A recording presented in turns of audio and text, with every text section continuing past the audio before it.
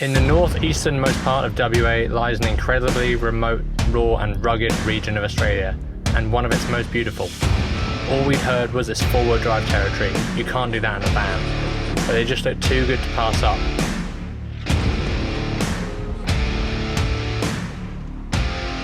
Welcome to the Kimberley in a two-wheel drive.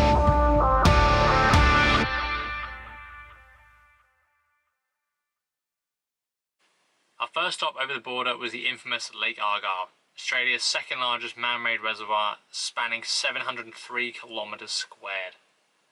The drive-in is absolutely stunning, with mountains either side of you ending up in the caravan park.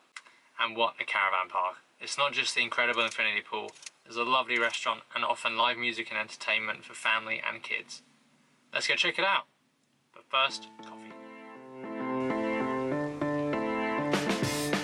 We wake up to watch the sunrise here in Lake Argyll, and honestly it's just like 360-degree beauty. We've got our coffee, our rug of course, the sunrise behind us, and then the stunning pool, and then they do yoga in the field over here in the mornings at 7 for $10. So I'll be doing that, and I think Ben's about to go fly the drone.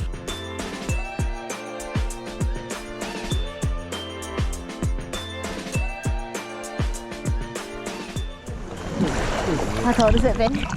It's chilly. Oh, it's cold.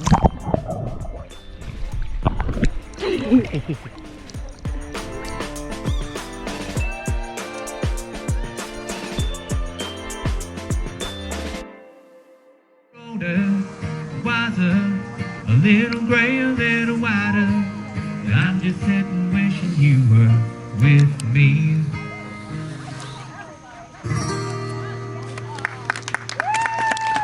Thank you. That's a very sad song, but no more sad songs this afternoon, guys. It's definitely worth a short walk up to the nearby viewpoint overlooking the lake. As the sun sets, all of the boat cruisers come in and the stars begin to come out in the sky above.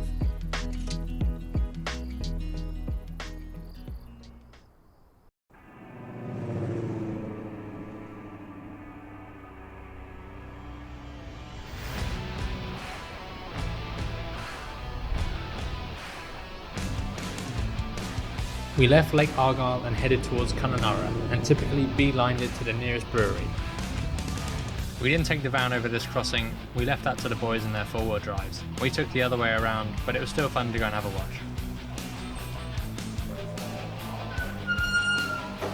The Hoochery Rum Distillery is the oldest operating still in Western Australia. Being from Queensland, Shelley is all about the rum and got the tasting palate.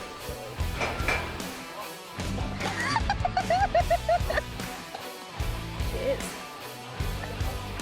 I like it. I bet Nick always spills something on. We are in Marama National Park, which is in Kununurra. Come for a sunset mission? It's meant to be very similar to Pernalula. Pernalulu National Park. Pernalulu. So it's described as a mini one. So we'll see how it rates, and we'll let you know.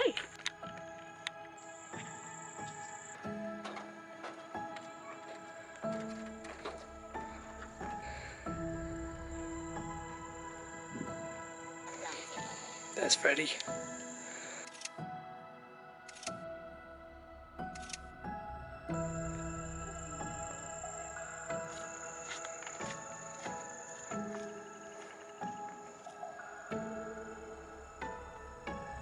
So in Marama National Park, there's about 5 different walks you can do. We've opted for 2 or 3 of the shorter ones, which should probably take about an hour in total this afternoon. We're pretty knackered from the last few days. We've done a lot of walking, a lot of hiking. We've got Emma Gorge coming up and a couple of other hikes that are a little bit longer, so just taking it easy today, but this view is insane. So come to the viewpoint and we're looking over the small city of Kununurra. Beautiful mountain ranges out there. We've got the river over there and a caravan park just there. And right in the middle of the national park. It's pretty cool. It's right in the city centre. So if you're coming through, it's definitely a place to check out.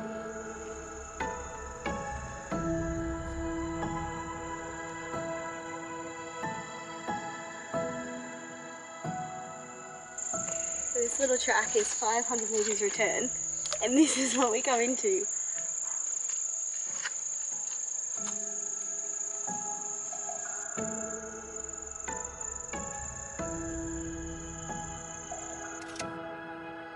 If you aren't lucky enough to get down to Honolulu, if you haven't got a four-wheel drive, I mean, definitely come here. It's right in the middle of Kalanara. It's very accessible and it's honestly stunning in here. The sunset was beautiful, or sunrise would also be great, I imagine. Yeah. There is a tour, by the way, you can do at Honolulu National Park, an all-day four-wheel drive tour, but currently it's $330 per person. Our budget wasn't quite going to extend that, so we were lucky enough to tag in with some friends. If you want to see that video, check it out here. We'd really like to put it out there that there's a common misnomer that there's no point exploring Australia in a two-wheel drive. That's just not true. Look at this place right behind us. It is fabulous. You can see so much of Australia, and so much of it is accessible with a two-wheel drive, an all-wheel drive, or a slight bit of clearance, or just a bit of guts ready to go off-road. We obviously didn't have the luxury to, or our budget didn't extend to buying a four-wheel drive, but we opted for the van, and it's treating us very well. Yeah, just don't be put off by not having a four-wheel drive. Get out there and explore. We've been lucky enough to meet some great people along the way who have taken us on some four-wheel drive tracks. You can get somewhere, hire a four-wheel drive for a week, which we definitely plan on doing. But we got lucky and met some friends. We bought a hammock so we could go to some places with them. You can book day tours to everything, down to Honolulu, all the bungles. And it's great to be able to do it in your car, but also sticking to bitumen and a little bit of roading is a lot better for your car. You're less likely to run into problems. Not that we found that just yet. But there is so much you can see. Kakadu is very accessible. We did one big off-road trail which was hard and you just have to take it slow, but other than that we got to see everything we wanted to see in Kakadu, didn't we? Going with what you've got. We travelled for the best part of a year, a couple of months here and there in a Subaru, and we got to upgrade to this, and it's great having the space. But don't be put off by not having a four-wheel drive. There is definitely ways around it. And just getting out there and seeing with what you've currently got is the best way. You're going to see a hell of a lot more than if you just go, oh, I have to wait until I have the best. Get out there and do it with what you've got. Yeah, because otherwise you'll regret it.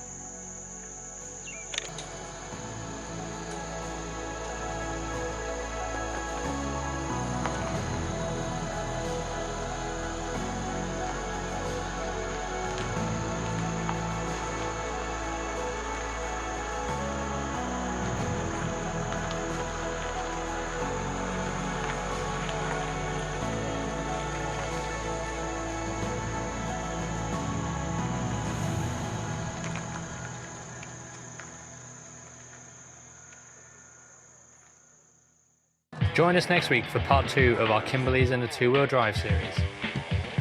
Well, in true Ben and Shelley style, we've had another round of beer.